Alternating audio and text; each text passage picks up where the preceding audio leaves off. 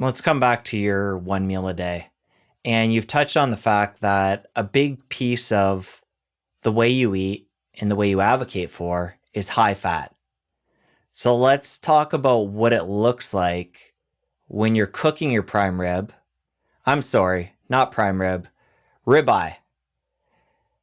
Let's talk about that process to save the fat because you do have a unique way. I've seen a video, it's a bit dated now, where you're cooking your meat and you actually re-pour the fat back on at the end. Then you're adding in additional fat. You've talked about butter. You're adding butter on top of that. And in this video, you added some, I believe it was melted cheese. So let's talk about that fat aspect and practically what that looks like for you. This is kind of a general picture of what I love to eat. It's a fatty ribeye steak. I love the cap part of it. Can't really see the whole cap here as well, but a little bit here. And the fat. And I was at Meat Stock recently, and I went and bought some really great ribeyes. And I just started cutting it up, a little salt, and everyone was eating it raw. One. And that's the way I really love it. I'll dry age my steaks often for a few days to a week in the refrigerator, or a dry ager, little salt. I'll put it on a rack, allow the air to circulate on it. Some people even put a fan in the regular refrigerator and a blue light, but I don't think the blue light's necessary.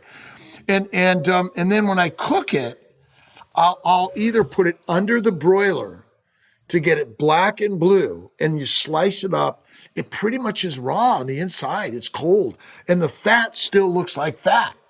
That's the really the key to this. And by cooking it this way, I mean, here is, I don't know if you could see this very well, but this is what a piece of my black and blue. You can see the fat still there. It's been a little temperatured up a little bit, but it hasn't rendered. And so that's really what you want to eat. And this is kind of how I love to eat my meat. I will put some melted blue cheese and butter sometimes, and it's fat. Plus, I love that's my spice and my sauce. Salt's my spice and butter's my sauce. Last night at Hyde Park, the gal brought me my black and blue. They cooked it really well. They did perfect. And I got pads of butter, not rendered butter, pads of butter, and slipped it under there and put it on top so that I got a little bit more fat to my meal. Because have you ever noticed that butter never molds? Yeah. How come? Saturated fat? It's antimicrobial. Okay, so now remember, most carnivores they don't eat a raw fatty meat diet. They eat a cooked, leaner meat diet. Burgers, I don't care what it is, 99% of it is rendered or gone. So now the microbes are growing. And so by consuming the raw fat, you suppress the microbes.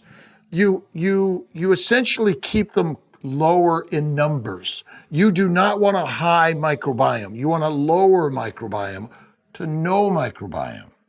And so, this is typical. And then what I'll do, so I took some of this from my steak yesterday, and I only ate half the steak. I sliced it up, I put it in a bag, and I'll take it on my trip, and that's my dinner snack tonight. And I call it a snack a little bit because I love to sit down. I love to sit or stand with my steak. That's the very, very best thing you can do. I have some oysters sometimes. I love some lobster sometimes. I don't eat sushi. I don't eat fish very often. I don't certainly eat chicken or turkey.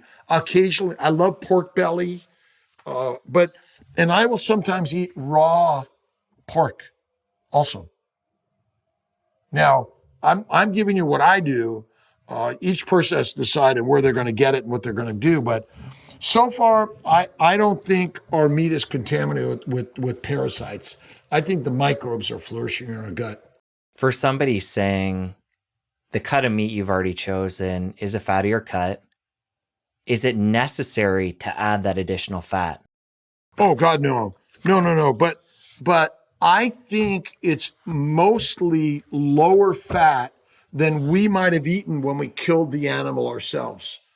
And so I know that the fat, that's as much fat as they got when I go to buy it anyway. And so I will add more because I think more fat, more butter is actually the healthiest thing you could eat. A bear will gain 1,000 to 2,000 pounds prior to hibernation. Okay, and hibernation is very common for many animals, and they lose fat only. They lose no protein, no muscle mass, and no bone mass. And so that's the thing that we need more than anything. This video I was referring to earlier with the ribeye, you're preparing it. You cut the fat off the outside, put it back in the pan to render it down, and then I believe you poured that on top of the steak at the end. I assume you ate whatever was left of that fat too? Oh yeah, I eat all of it. I eat all the fat. I go for the fat first. I want to make sure I get a nice big hunk of fat. I take a little bit of the red stuff, and I consume all of it. I go for the fat because that's what your body wants. See, you either eat fat or you make fat. So all those people that are getting fat are eating a low-fat diet. Well, does nature want you to be fat or skinny? Fat. You better believe it. Because historically we nested, we migrated, we hibernated. We lived through many, many times with little to no food. Back to the bear, by the way, the bear would gestate for 6 months, and that means a little baby bear is growing. And where did they get the building blocks for the baby bear? The fat. Fat. See, everyone thinks when I fast, I'm going to lose muscle mass. No, you're not. You're losing fat. Now, imagine this piece of muscle suddenly has gone, the fat is being used to fuel the muscle. So now you're going to think, oh, my muscle's smaller because the fat is gone, where in fact, the muscle is still there, but the fat stores. And why would the fat be stored in the muscle, in and around the muscle? Energy? Because it's the only source of energy for the animal.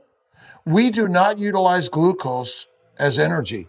We must convert glucose in the liver via insulin to fat or you die.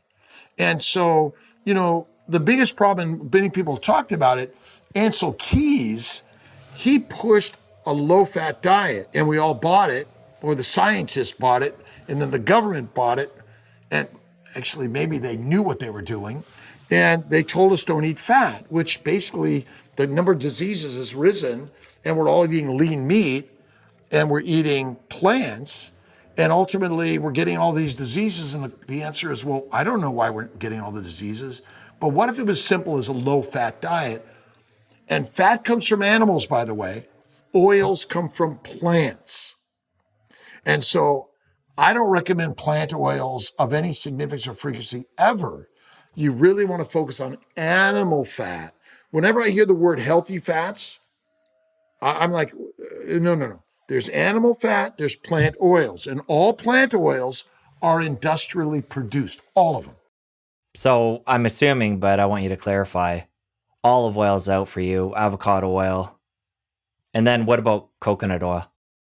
Well, they're all industrial oils. I mean, basically, they're produced by massive planting of these trees or plants, and then some peasant, slave, soldiers, and prisoners have all been part of the cultivation and the bringing in of the crops, and then someone's got to break them open or squish them or something like that, and so there's still some form of industrial production. And remember, avocado, certainly olive oil, is a seed oil. The whole fruit is crushed. You're getting bits of the seed and nuts, which may be antigenic, and the other phytochemicals maybe coming with it. Now, they're probably less toxic, but they're not non-toxic. And so I love them. I love the flavor of avocado oil and olive oil. I'm Italian. I grew up with all of that.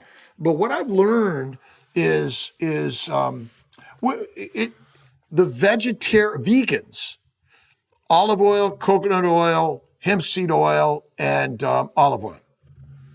But if you're a vegetarian, Mediterranean, pescatarian, or carnivorian, then it should be animal fat and not the plant oils, in my opinion. But again, what's the biggest killer? It's the plants themselves, the fiber. That's really the big killer. But why some people get sick and die of a plant-based diet and other people don't know that. Nobody does. And we have not proven that a carnivore diet means you're going to live longer and not get diseases. When it comes to these plant oils, you have the aspect of, is there anything toxic in them?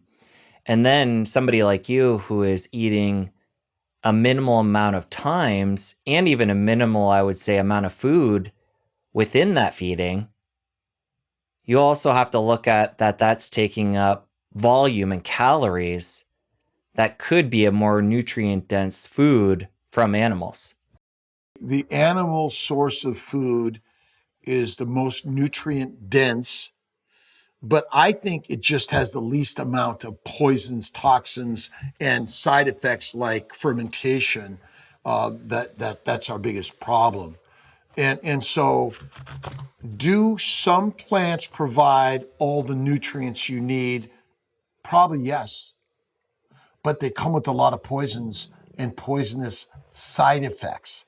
That's the real problem. When we use the term nutrient rich or dense, I mean, it's kind of a marketing term in essence, like organic or clean or healthy. These are all things that most animals don't know what the hell you're talking about. Let's go to the far end of that continuum. We talked about some of the quote unquote healthier oils in the plant world. There's a lot of talk in our world about seed oils, canola, sunflower. Do you feel like the negative consequences of those is being overblown or it's warranted? Well, I think they're overblown personally. I know no one that's allergic to ribeye steak, and many people are allergic to plants. We don't know who and why some people are. Now, the question is, if you're using plant oils, probably a better term, plant oils, animal fats, there may be substances that are contributing to the damage and disease. How many of them are acute, or are they really just chronic issues? And I think they're more chronic, not acute, where plants can be both chronic and acute. But we do know that our environment has been massively damaged due to industrial agriculture and the monocrop development. But when it comes to the canola oil, the corn oil, any other seed oils that you mentioned, they have some side effects. I mean, I don't lose my sleep if I find out that they might have used some oil on the pan before they cook my steak. I mean, I eat at home mostly, and they usually put mine under a broiler anyway. They don't cook it on a pan anyway. So, but I think it's overblown. But I do understand the fact that we need to push on this so people understand the potential of cooking with these things over time may be harmful, especially advanced glycation end products where you're cooking the oils and they may be adding some other damaging substances or chemicals that may be harmful for us. Let's come back to your house and your prep. You mentioned dry aging in the fridge. Not something I've done a whole lot of. For you, is that just for flavor? texture, and I think the dry aging steak has better flavor for me. Now, a lot of people worry about the aging process and the histamine effects that it has, and so you got some people out there can only consume freshly processed meats. They can't do the dry aging or the long aging of those meats. Now, there is wet aging also that may people some tolerate a little differently, but I love the flavor, the texture, just like I used to love, a nice, well-aged bottle of wine. I think that they develop some aging tastes and flavors, umami, maybe that's the term. It's just savory. That's what I love about it. At home, one of the things I typically do when cooking a steak is cook it on the barbecue, where all the fat's running off and it's collecting at the bottom. I got to clean that up later. Prepping for this, talking to you, it's making me realize the importance of bringing that indoors, cooking in a pan, and not letting that valuable nutrition escape like that. And I think that's a good word for nutrition, because the fat is the most nutritious thing you could eat. And I'm against a high protein diet. I think we've got it wrong. Nobody is protein deficient. You're obese, and obesity is not the cause of disease. It's the plants and protein that have damaged you, but you think it's your obesity. You're right. Now, what I do is I will get I really get the grill really hot, and I'll put the steak on. But what I'll do is I'll actually put some butter on it, so the butter will also melt and get the flames a roaring. So I get my black, crispy outside char, but I can maintain my cold center. It's getting back to that cold center, which maintains the fat, and I haven't lost it all. So I think that's real important. I use my other really great one is to put it in a pan and put it under the broiler. So now you've got two benefits. The heat is really searing it, and the fat is being saved in the pan, and that's where I'll take it out and I'll pour it back over the steak, and I love to do that. Wouldn't the fat be saved both ways if you're cooking on a stovetop or using the broiler?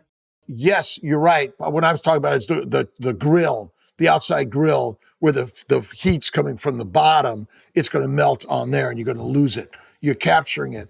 Auto grill, the auto wild grill outdoor broiler.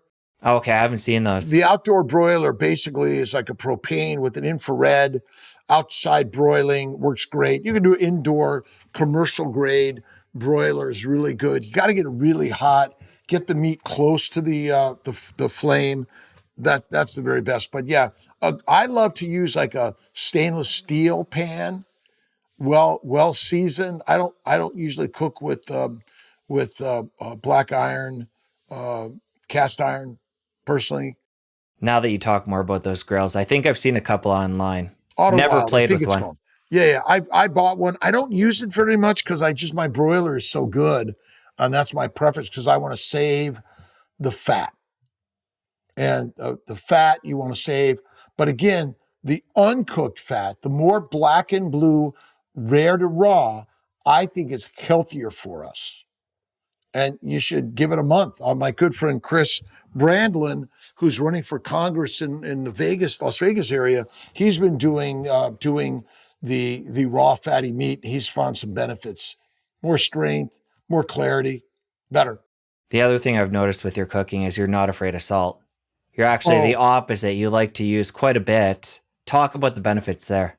Well, and again, there's some controversy. But I think that the lack of fat and lack of salt were the two biggest problems in healthcare as we took those away from people. By adding fat and salt, you're healthier. And I think, again, to limit or eliminate the plants altogether. But salt, if you, Nick DiLontario, Salt Fix, I call Nick D. Salt Fix book is great, but excess salt is excreted excess sugar is converted to fat and stored in your body.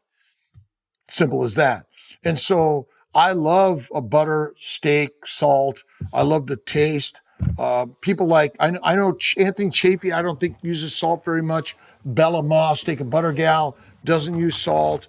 And I think, you find it where your tastes are personally, but I'm not afraid of salt. And Raymond Nazon from SBG taught me the trick to fasting, salt licking. Really, really great. But I will lick a finger and have some salt throughout the day. I will put a little salt sometimes in my mineral water or my water. I do Malden, Redmond's. I mean, so many great salts out there. Find one you love. And I know Redmond has got one of the best, lowest toxicities of all of the toxic metals and things like that.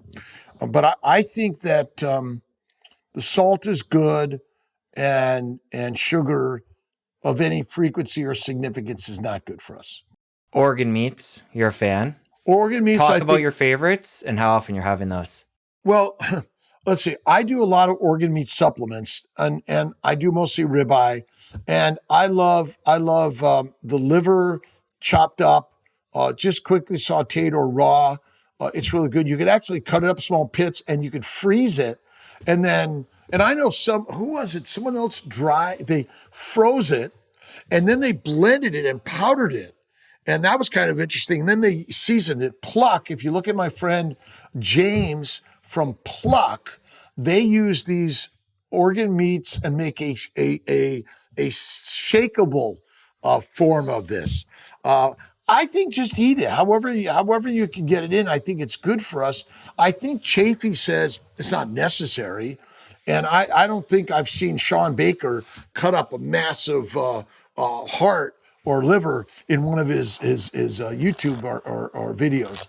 But I think I love goose liver, duck liver personally. Chicken liver is another good one. And I think that, make a pate. You just add some fat and butter. Oh my God, it's amazing. Do you think we have to be careful though of overdoing them? Because with all these different inputs, such as the spice, supplements, pate, say we're having some cook with our steak, is that something you worry about, or it doesn't look like it? I mean, I do this every day.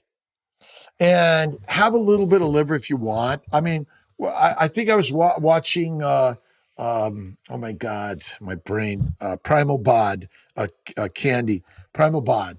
And like eating a whole, a polar bear liver could cause vitamin A toxicity. Now, would you and I say, let's go hunting for a polar bear?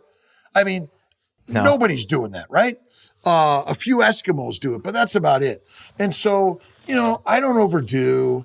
I just, again, bacon, eggs, butter, beef, and salt is my sort of my standard. And I'll throw in some liver and some organ meats sometimes, but I'll throw in maybe, the organ meat supplements I typically do every day. But, if I forget, I'm like, oh my God, it's okay. Talk more about the not overdoing the protein piece. So obviously you're getting a good amount of protein with what you've explained you're eating. What does that look like when you go beyond that point of optimal? And is this something, if you're eating in the way you're eating, focusing in on red meat, just takes care of itself? Well, let's go back to the fat. Subcutaneous fat, I got a little bit here. I got all over my body. I've got liver fat. I got interstitial. I got organ, I got visceral fat. I got fat everywhere. Now, the fat contains amino acid proteins, simple sugars, glycans, and fatty acids. Okay? So now, when was the last time you saw someone that was protein deficient? Myself? Never. Never. It doesn't exist in most cases. If you go to some countries and places around the world where they've been suffering a malnutrition, most of it is going to be they've lost all their fat and now they become cachectic, because remember, the intramuscular fat is gone along with the subcutaneous and the visceral fat. is gone. And so the problem is too much fat, not enough fat, not enough muscle in general. Because my good friend Maria Emmerich, she's very lean, skinny. She's got muscles. She is strong, and so she's got fat in there, but you can't see it. And so we might say, wow, she doesn't have big enough muscles, but she's a strong woman. That's why I think you can have thin muscles. I broke a leg once. My leg looked like my arm. It was so skinny. I still had strength to move and do things. So I think protein is overrated. And part of it is simple.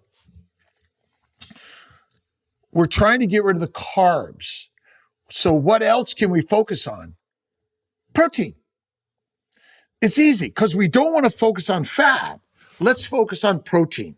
And so lean meats, but there is something called protein poisoning. Weakness, lethargy, muscle cramps, dizziness, fatigue, sleep problems, all of the depression, all those go along with the problem of protein poisoning. Now, what happens to protein in the gut? It's broken down to amino acids. They go to the liver. What happens to amino acids in the liver? They're converted to sugars, and then they're converted to fat because your body wants fat. And the adipose tissue contains all the minerals, vitamins, and building blocks of your body. Let's go back to the baby bear. Remember, the mother bear loses fat, and yet baby bears are built in utero. She doesn't lose any muscle mass or bone mass. So every time someone says, well, you're not getting enough protein, you're not going to build your muscles, but you've got plenty of fat. So isn't the adipose tissue the source of the building blocks for your body and the repair building blocks? Does that make any sense? Sounds like it, yeah. I mean, everyone thinks our fat is just for fuel. It contains every amino acid, simple sugar, fatty acid, mineral, and vitamin your body requires to survive and thrive. I can live probably easily a month without eating. I can likely live 2 months with a very limited activity level. Remember, as I'm going through starvation. Now, starvation does not truly hit until your percentage of fat is very low. If that makes any sense. Yeah, you're using your body fat as energy. And building blocks. What's sugar for? Well, I know one of the pieces is glycans, which I want to make sure we get to. It's for glycosylation. It's for building, it's making proteins properly charged, pH, and shaped. And so without it, that's the crazy part. But I think I don't eat proteins, I don't eat sugars, and I don't eat fat. I eat plants or animals. And so I want to make sure the animals I'm eating have more fat because that means I'm getting more of what my body requires. No, and so I don't focus on proteins ever. I don't take protein supplements, protein powders personally. If you enjoyed that clip, you're going to want to head over here and catch the full episode. I'll see you over there. If you want to domesticate a lion or a wolf, feed them plants. You want to domesticate a human being? Feed them plants. And it's really as simple as that. Any cut of meat is good, but the fattiest cut is best. And throw in some